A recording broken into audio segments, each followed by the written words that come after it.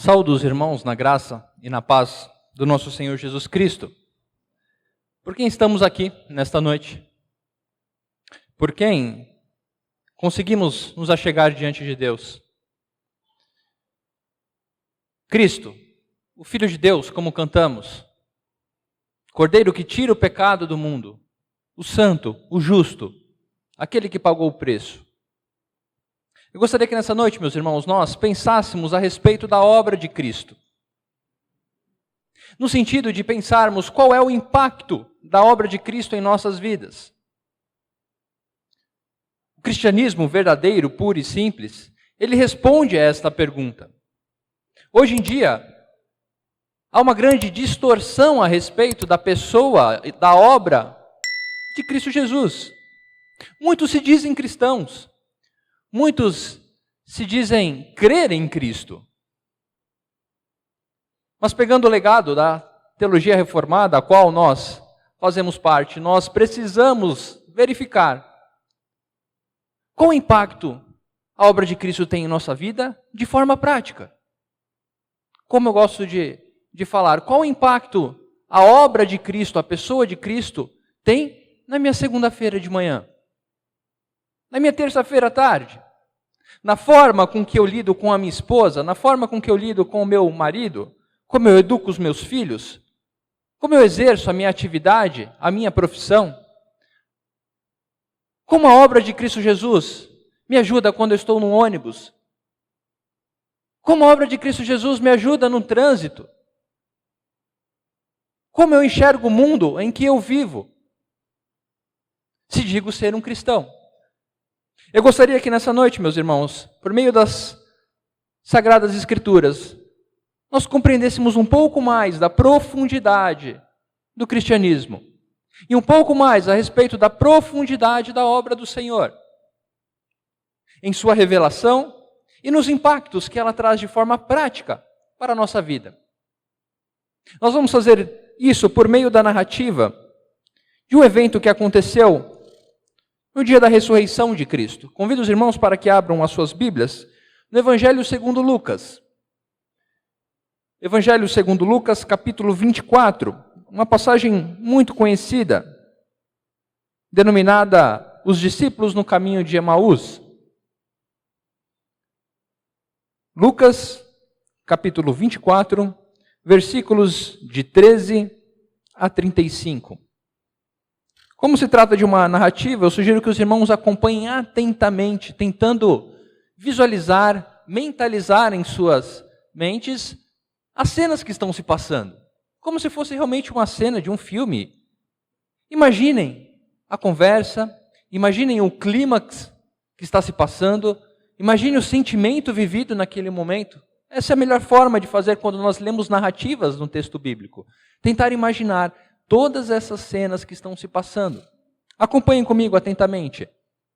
Diz assim a palavra de Deus em Lucas 24, versículo 13 a 35.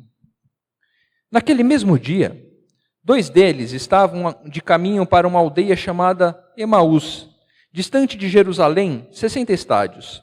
Iam conversando a respeito de todas as coisas sucedidas. Aconteceu que, quando conversavam e discutiam, o próprio Jesus se aproximou e ia com eles. Os seus olhos, porém, estavam como que impedidos de o reconhecer. Então lhes perguntou Jesus: que é isso que vos preocupa e de que ides tratando à medida que caminhais? E eles pararam entristecidos. Um, porém, chamado Cleopas, respondeu dizendo: és o único, porventura, que, tendo estado em Jerusalém, ignoras as ocorrências desses últimos dias? E ele lhe perguntou: quais? E explicaram: o que aconteceu a Jesus, um nazareno, que era varão profeta, poderoso em obras e palavras diante de Deus e de todo o povo, e como os principais sacerdotes e as nossas autoridades o entregaram para ser condenado à morte e o crucificaram. Ora, nós esperávamos que fosse ele quem havia de redimir a Israel. Mas, depois de tudo isso, já é este o 3º dia desde que tais coisas sucederam. É verdade também que algumas mulheres das que conosco estavam nos surpreenderam tendo ido de madrugada ao túmulo. E não achando o corpo de Jesus, voltaram dizendo terem tido uma visão de anjos, os quais afirmam que ele vive. De fato, alguns dos nossos foram ao sepulcro e verificaram a exatidão do que disseram as mulheres, mas não o viram.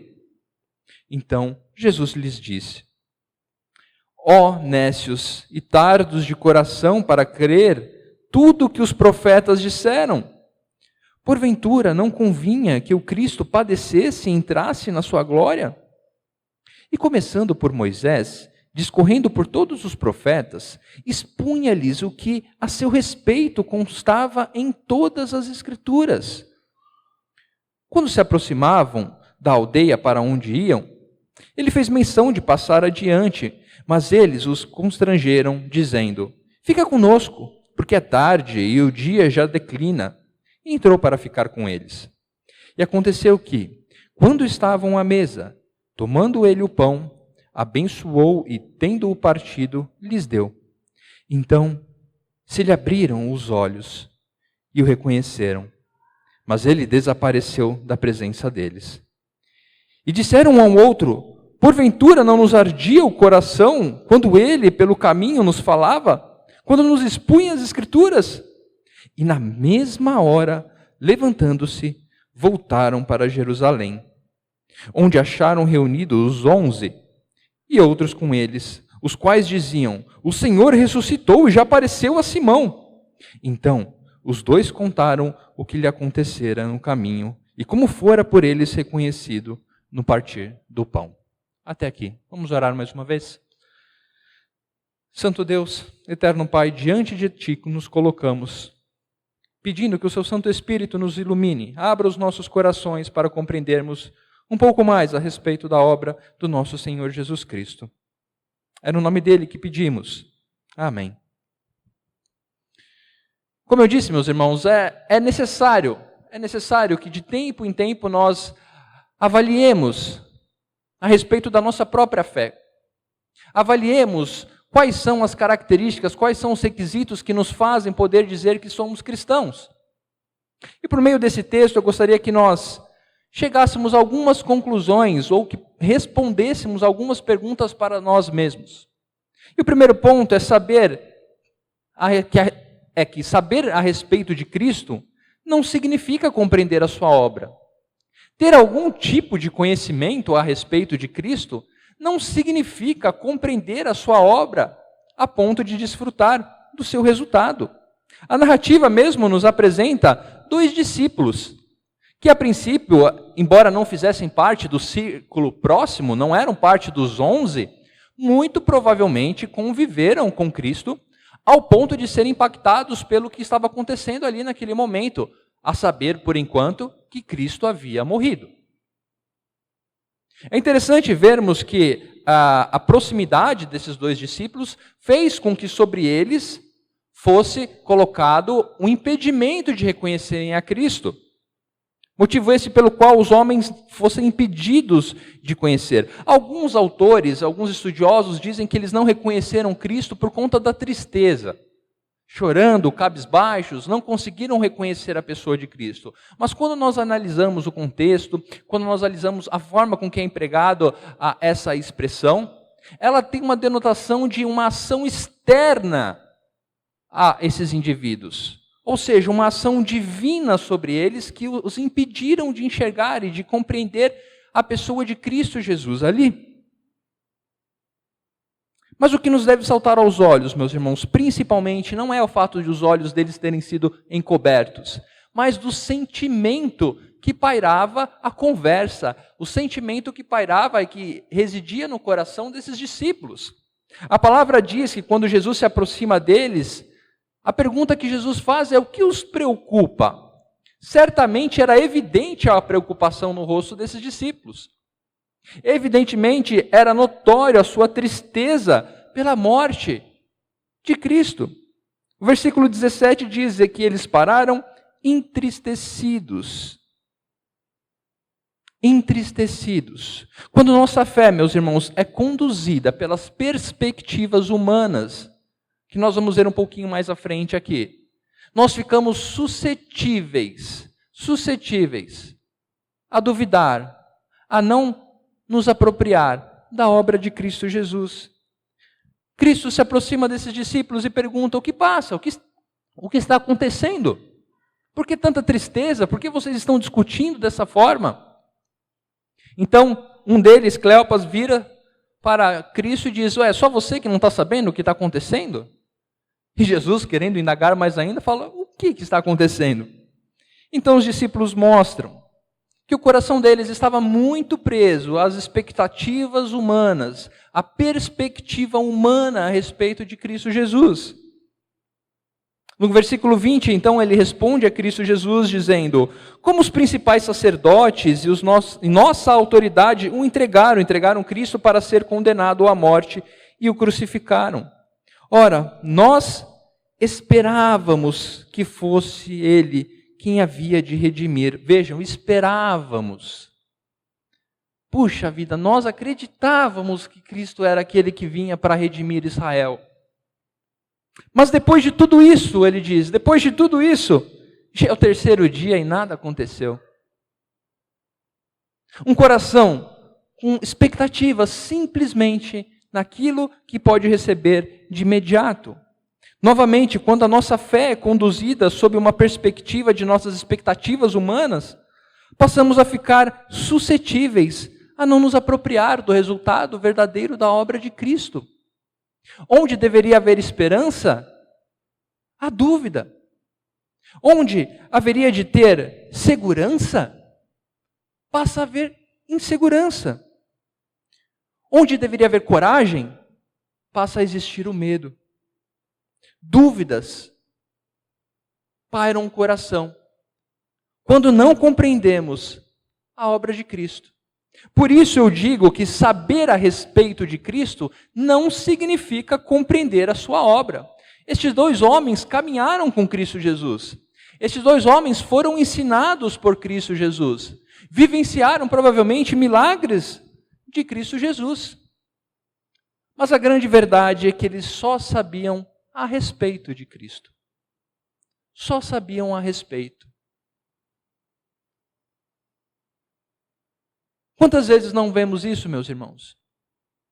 Devemos perguntar para nós mesmos: qual é o nosso nível de experiência com o nosso Senhor Jesus Cristo? Sabemos a respeito? Ou conhecemos como Ele é? Somos tão suscetíveis quando as nossas expectativas humanas falham? Quando a dúvida paira? Quando o medo se aproxima? Quando a angústia se achega ao nosso lado? Saber quem Cristo Jesus é nos ensina a caminhar de uma forma diferente. Vejam que eles continuam dizendo que mulheres foram ao túmulo e não viram Jesus, e não só não viram, como um anjo apareceu a elas e disse: Cristo vive. O túmulo vazio e o testemunho não foi suficiente frente à falta de resultados imediatos. O túmulo vazio, o testemunho, não foi suficiente quando o coração simplesmente se apega a resultados imediatos.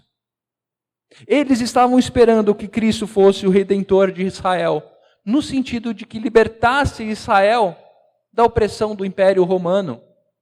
De que Cristo fosse aquele que fosse se levantar contra o governo e restaurar o trono de Davi como era o trono de Davi. Israel liberta, livre. E quando isso não acontece, o coração fica suscetível. Quando depositamos em Cristo uma esperança momentânea, humana, de satisfação imediata, quando não somos atendidos, aí somos postos à prova. É como Cristo estivesse perguntando para nós: o que está passando no seu coração? Por que está tão abatida? Por que está tão abatida a sua alma? Por que há tanta dúvida? Por que há tanto medo? Por que há tanta angústia? Por que há tanta insegurança? Vejam, meus irmãos, eu não estou dizendo que crente não pode passar por dificuldade, que crente não pode ter medo, que crente não pode ter dúvida. A grande questão é o que fazemos com isso. Se o nosso coração é conduzido por essas questões, devemos nos perguntar se simplesmente sabemos a respeito de Cristo ou compreendemos a tua obra. Vejam que os discípulos aqui não estavam de toda forma errados. Eles declaram, quando explicam para Jesus, que Jesus, o Nazareno, profeta, poderoso em obras e palavras diante de Deus e de todo o povo, eles reconheceram quem Jesus era. Eles reconheceram a pessoa de Jesus. Estes homens não expressaram algo pejorativo a respeito de Jesus. Assim como Nicodemos não fez quando chamou Jesus em João 3,2 de Rabi, mestre. Realmente tu és mestre, pois não seria se não pudesse fazer tais coisas. No entanto, meus irmãos, quando nos apegamos a partes, não conseguimos desfrutar do todo da obra de Cristo. Quando nos apegamos simplesmente a partes, milagres, um bom professor, um bom mestre, um exemplo de vida, isso não é o suficiente. E hoje em dia, cada vez mais, Cristo é apresentado dessa forma. Cristo, o exemplo de mestre, o bom psicólogo, o exemplo de liderança. Aprenda a ser líder em 10 passos com Cristo Jesus. Vejam que nada disso está errado, mas são partes de um todo. Se contentar ou simplesmente se apegar a partes é dizer que sabemos simplesmente a respeito de Cristo, mas não o reconhecemos. Mas afinal, qual é a obra de Cristo? Ok, reverendo, o senhor falou que eu não posso me apegar a partes, que eu não posso ter um conhecimento superficial, mas qual é a obra de Cristo? E aqui nós aprendemos que a obra de Cristo nos é revelada por meio das Escrituras. Se queremos conhecer, compreender a obra de Cristo, não há outro lugar senão na Sagrada Escritura. Quando Cristo, então, tem a resposta destes homens, a resposta de Cristo aos discípulos nos ensina a respeito do tema central de toda a Escritura, de Gênesis a Apocalipse. A Escritura tem um ponto central: Cristo. Cristo. As Escrituras falam de mim. Então, se queremos conhecer a obra de Cristo, devemos nos colocar diante das Escrituras. Não diante do nosso coração pecaminoso, indeciso, corrupto, perdido muitas vezes, mas diante das Escrituras. É isso que Cristo faz. Versículo 25, Cristo olha para os homens e diz: nécios, ou seja, tolos. Vocês são tolos, tardos de coração, ou seja, coração duro, para crer em tudo que os profetas disseram. Para crer. Assim como os profetas, o próprio Cristo já havia afirmado que o seu sofrimento era algo necessário. Não deveria ser novidade para esses discípulos o que estava acontecendo. E eu creio que não havia uma ignorância deles não conhecerem o Antigo Testamento. Não havia uma ignorância em relação a isso. Mas como Cristo muito bem aponta, tardos de coração em compreender. A ignorância não era que eles não sabiam a respeito, mas que a expectativa humana se sobrepôs à fé que eles deveriam ter. A expectativa humana se sobrepõe, muitas vezes, à nossa fé. Conhecemos a palavra do Senhor, temos ela em nossas mãos para conhecê-lo, mas muitas vezes o imediato, já, o agora, se sobrepõe à fé que deveríamos fortalecer. Em Lucas 18, 31, o próprio Cristo disse, quando tomou consigo os 12, ele disse: eis que subimos para Jerusalém e vai cumprir-se ali tudo quanto está escrito por intermédio dos profetas, no tocante ao Filho do Homem, pois será ele entregue aos gentios, escarnecido, ultrajado, cuspido, e depois de o açoitarem, tirar-lhe-ão a vida, mas ao terceiro dia ressuscitará. Cristo já havia dito o que haveria de acontecer, mas as expectativas humanas se sobreporam à fé que eles deveriam ter. Cristo fez exatamente o que o autor aos Hebreus faz ao iniciar a sua carta. Depois, se você for ver em Hebreus 1, o autor diz o quê? Hebreus 1, de 1 a 4. Havendo Deus outrora falado muitas vezes e de muitas maneiras aos pais pelos profetas nesses últimos dias, nos falou pelo Filho, a quem constituiu o herdeiro de todas as coisas, pelo qual também fez, pela palavra, o universo, e que o resplendor da glória e a expressão exata do seu ser, sustentando todas as coisas, pela palavra do seu poder. As Escrituras testificam a respeito de Cristo. Então, se queremos conhecer a obra de Cristo, se queremos nos apropriar do que a obra de Cristo dá àqueles que creem nele, devemos buscar as Sagradas Escrituras, buscar na Bíblia aquilo que Cristo fez por nós. O Evangelho deve ser pregado pelas Escrituras. Provavelmente Jesus, no caminho com esses homens, mostrou para eles o que Gênesis 3,15 queria dizer. Muitas outras profecias, como nós lemos aqui, por exemplo, Isaías 53, provavelmente pode ser, como o texto fala, explicando toda a Escritura, desde Moisés. Cristo falou, vem aqui, olha aqui, sou eu, Cordeiro, sou eu, o descendente da mulher que pisará a cabeça da serpente, sou eu, aquele que tira o pecado do mundo, sou eu, o descendente de Davi, sou eu, aquele que reinará, sou eu. Não há espaço, meus irmãos, para remodelarmos a obra de Cristo segundo os nossos desejos. Não há espaço. Não há espaço para mudarmos a obra de Cristo. De Gênesis a Apocalipse, uma coisa só é dita: Cristo morreu pelos nossos pecados.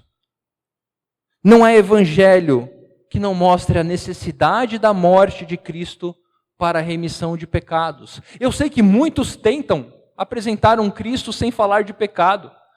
Eu sei que hoje em dia, cada vez mais, o pecado é retirado de cena quando a obra de Cristo é apresentada. Cristo é aquele bom homem, Cristo é aquele exemplo de amor, partes que compõem um todo. Lembre-se disso. A obra de Cristo necessariamente passa por apontar os nossos pecados, a nossa corrupção. Aqueles que desejam levar o Evangelho aos pobres e oprimidos fazem muito bem quando apontam o pecado destes. Ricos, pobres, brancos, negros, intelectuais, analfabetos, todos pecaram e carecem da glória de Deus. A obra de Cristo, sem apresentar o pecado do mundo, como nós cantamos, como nós lemos aqui, é simplesmente um remanejamento, uma remodelagem de expectativas humanas. Sem pecado, não há obra de Cristo.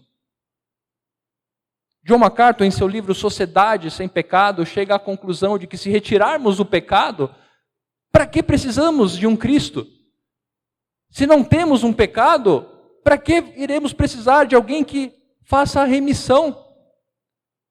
A obra de Cristo, a cruz, é desnecessária quando não há pecado para ser pago.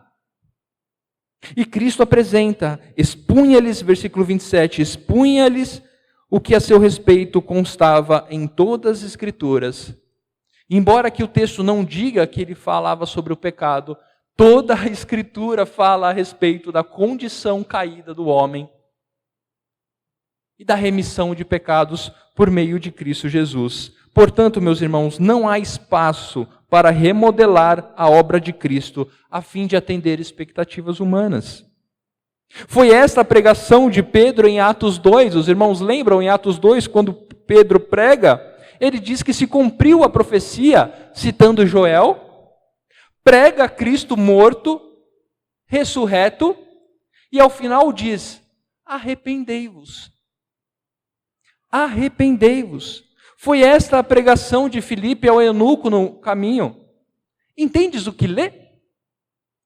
Ou seja, as Escrituras como meio para a apresentação de Cristo Jesus. Aqui o eunuco estava lendo Isaías também. E Filipe pergunta: entendes o que lê? E ele diz: como posso entender se não tem quem me explique? Então Filipe, o que faz? Diz ao eunuco para não se preocupar, que a sociedade irá melhorar, que ele viverá numa sociedade restaurada, que os oprimidos terão um lugar nessa sociedade. Não. Apresenta a condição caída do homem. Apresenta o pecado para que então o eunuco se converta e seja batizado. A obra de Cristo, por meio das Escrituras, nos levam à verdade e realidade do nosso pecado, para arrependimento. O que fugir disso, meus irmãos? Que seja anátema, que seja amaldiçoado. Uma obra apresentada como uma obra de Cristo Jesus sem o pecado, sem a remissão de pecado por Cristo Jesus, sem a sua morte e ressurreição, nós vamos falar um pouco dela um pouco mais para frente, não é evangelho, é qualquer outra coisa, é expectativa humana buscando ser atendida. Mas quando nos apropriamos do evangelho, da obra de Cristo como ela é, então podemos desfrutar dos seus resultados. Podemos desfrutar dos seus resultados. Esse é o ponto que eu gostaria de avançar. Quando compreendemos a obra de Cristo por meio das Escrituras, podemos nos apropriar dos resultados dessa obra.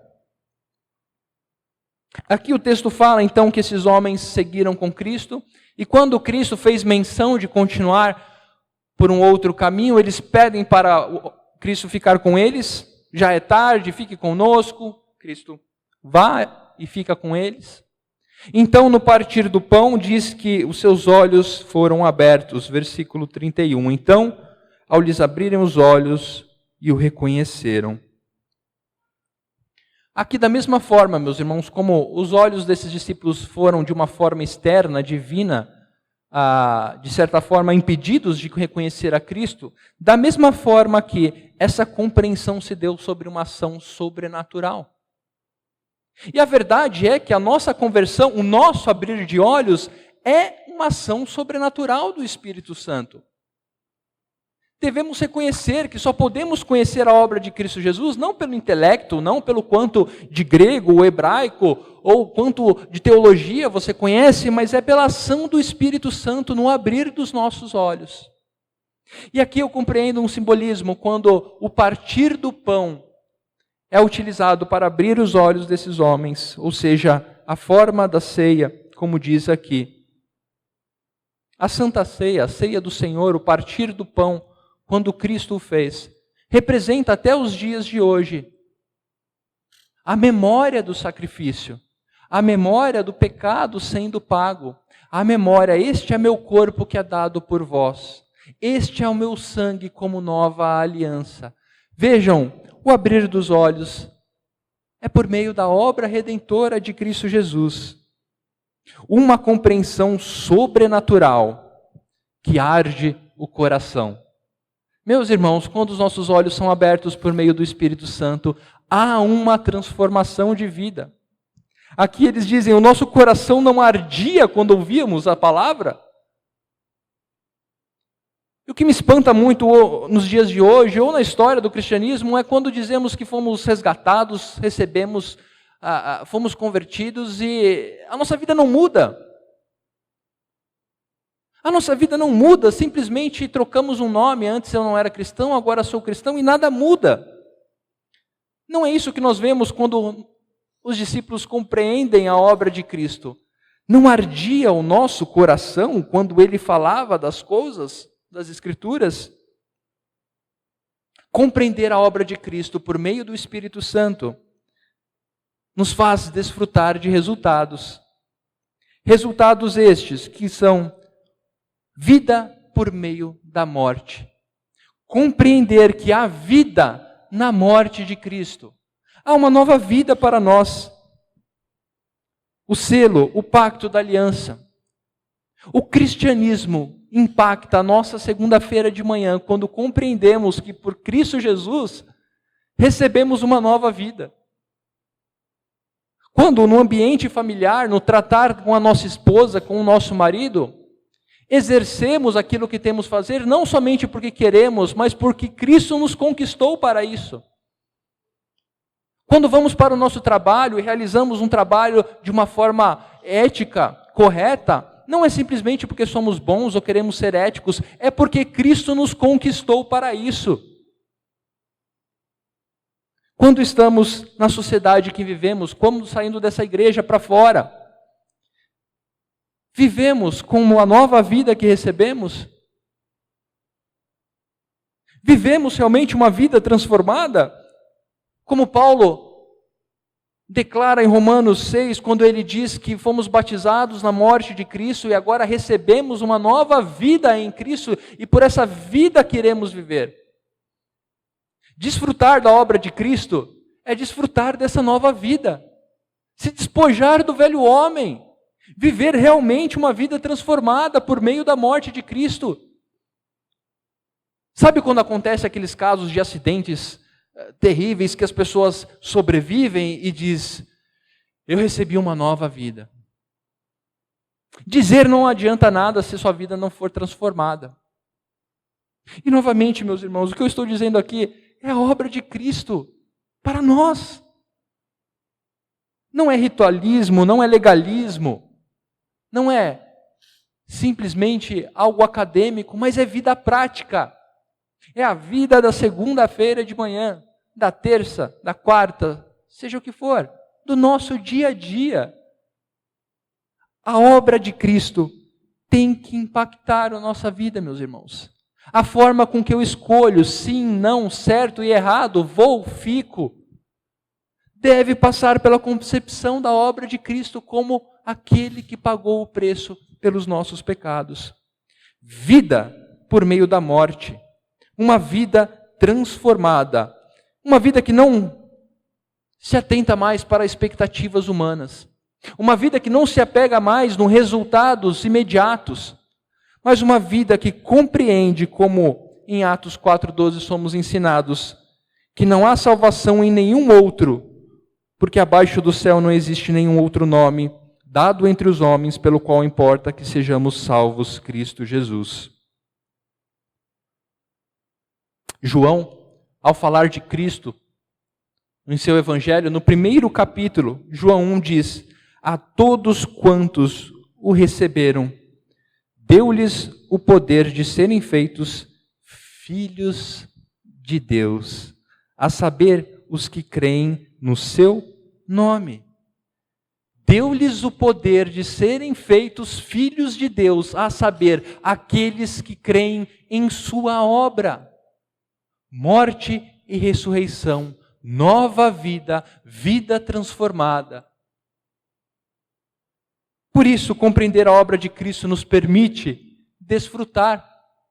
No começo, eu disse, assim como esses discípulos, muitas vezes quando as expectativas humanas sobrepõem a nossa fé, há medo em vez de coragem, há falta de esperança ao invés de esperança. Mas aqui, quando compreendemos a obra de Cristo em nossa vida, podemos usar o termo que hoje é tão pejorativamente utilizado, mas podemos tomar posse da obra de Cristo.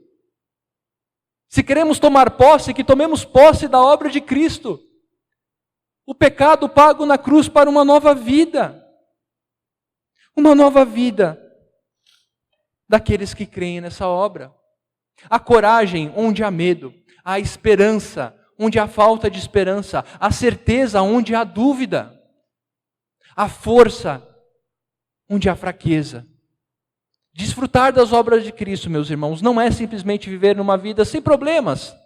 Pelo contrário, é receber a paz que excede todo o entendimento em meio às lutas, em meio a pandemias, em meio à opressão, em meio a uma cultura que não entende Cristo e não quer entender e ataca a obra de Cristo. Paz em meio à guerra. Isso é desfrutar da obra de Cristo. Vida por meio da morte, uma vida transformada, uma vida por aquilo que não julga o nosso coração. Não podemos ser levados pelas expectativas humanas, não por aquilo que julga o nosso coração, mas pelo que a palavra revela.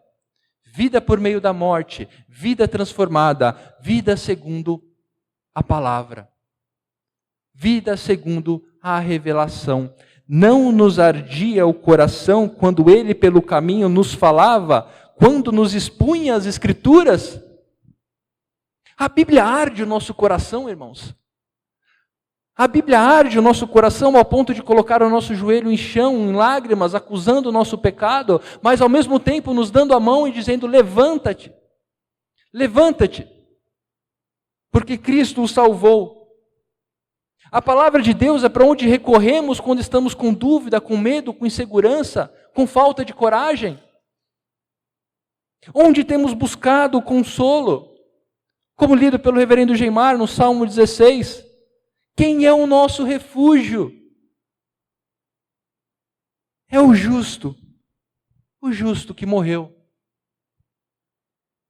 O hino 97 do nosso hinário, Súplica do Remido, a sua estrofe eu gosto demais. Diz assim: Cristo inflama, viva a chama, em meu peito, ó Salvador, pois te adora quem te implora, vem guiar-me, bom Senhor. O nosso coração é inflamado. O nosso coração é inflamado pela obra de Cristo ao ponto de dizermos: vem guiar-me, bom Senhor. Compreender a obra de Cristo, meus irmãos, é dizer: Senhor, guia-me agora. Guia-me. Pois é o teu caminho que me interessa. Vida por meio da morte, vida transformada, vida de obediência à palavra, vida que arde em amor, em obediência, vida que não perde tempo. Vejam que após receber a revelação, após os seus olhos serem abertos, compreenderem, na mesma hora, o texto diz, versículo 33, e na mesma hora, levantando-se, voltaram para Jerusalém. Não importa mais o quanto tinham andado. Aqui o texto diz que eles andaram cerca de quase 10 ou 11 quilômetros. Quando eles falaram para Jesus pernoitar, falou: ora, já é tarde, fica aqui com a gente. Mas quando os seus olhos são abertos, não importa mais se eles vão ter que voltar os 11 quilômetros. Não importa se está tarde da noite. O que importa é, vamos voltar. Vamos dizer o que vimos. Vamos dizer o que compreendemos. Quando compreendemos a obra de Cristo Jesus, a nossa vida passa a ter um senso de não perder tempo. Não perder tempo com coisas mundanas. Não perder tempo com coisas simplesmente supérfluas. Não perder tempo com expectativas humanas como razão única de vida. Mas ganhar este tempo desfrutando da obra de Cristo. A nova vida não pode ser desperdiçada. É uma vida que não perde tempo. Nós vimos Atos 2, Pedro pregando, Filipe pregando as Escrituras, pecado, remissão, arrependimento. A nossa vida tem que ser assim, meus irmãos. Compreender a obra de Cristo somente por meio das Escrituras nos faz ou nos dá o poder de sermos chamados filhos de Deus ao reconhecer a obra de Cristo em nossa vida. Como eu disse, eu queria que nessa noite nós nos questionássemos, mas transferíssemos o que estudamos aqui para a vida prática. Que não saiamos aqui simplesmente como um sermão de domingo, mas que saiamos com este texto, com essa passagem, para ser aplicada em nossa vida. Reflita a respeito dessas verdades, reflita a respeito da obra de Cristo em sua vida. Qual o impacto que ela tem? Qual o impacto? E meus irmãos, Assim como esses discípulos, nós devemos terminar esta noite com alegria no coração, por ter reconhecido a obra de Cristo, por saber que podemos desfrutar e dizer que Cristo inflama a viva chama em meu coração. Obrigado, Senhor, por me salvar. Obrigado, Senhor, porque eu sei que eu sou pecador e o Senhor pagou o preço para que agora eu tivesse nova vida. E eu quero viver essa nova vida segundo a Tua palavra. Caminhar nos Teus caminhos. Viver segundo a Tua vontade. Para desfrutar cada dia mais do poder de ser chamado Filho de Deus. Que Deus nos abençoe, meus irmãos. Não somente nessa noite, mas que nos abençoe a perseverarmos até que este Cristo volte para buscar o seu povo, o povo que Ele comprou com alto preço. Que Deus nos abençoe. Amém?